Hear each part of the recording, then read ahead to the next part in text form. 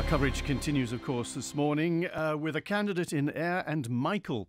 Tim Baker is 50, married with a family, originally from West Yorkshire. He's a chartered accountant.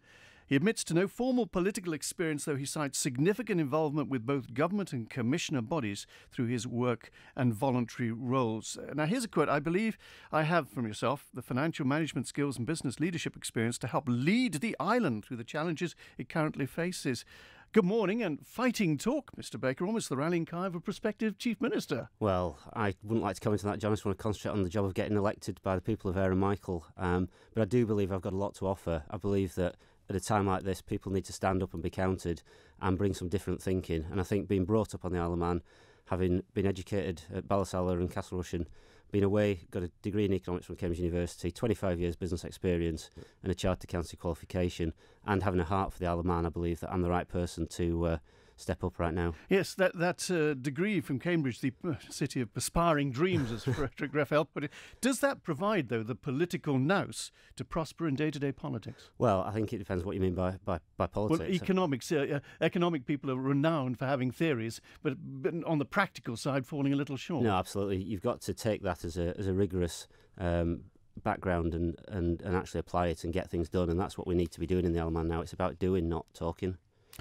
In the north, you've been involved in the setting up of a bowling alley That's in right. Ramsey, in the bowling alley in Ramsey. Was that a business proposition or was there altruism in there? It's a social enterprise, and I firmly believe that the community needed a facility that was family-friendly, that was all-weather, that was inclusive for all ages, and it needed people to rally around it to make it succeed.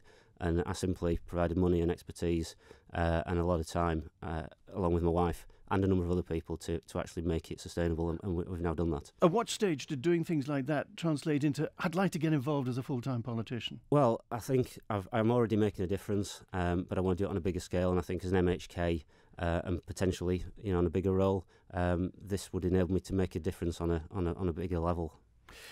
The founder of the Ramsey Table Tennis Club see this as a, quote, chance to make a difference on a larger scale. Do you see debate in Tynwald a bit like a table tennis match? I've always seen it more as a wrestling match. Well, I think it's got to be more than that. It's got to be about honing your thinking, getting to a conclusion of what you're going to do, and then getting on with and doing it. So it's not about point scoring against your colleagues. It's about actually... It is a bit, though, isn't it?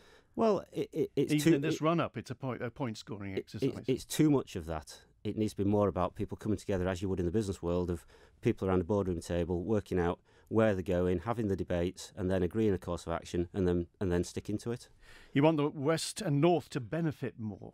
It's been thought of and tried in the past. How can you get that sort of benefit coming up to the North and West? Well, it depends where your focus is. I mean, there's a big world outside Douglas, and the voice of the North and the West needs to be heard. And how best to do that? Well, to start with, you need some working together between the MHKs in Ramsey and in Peel and Ayre and Michael.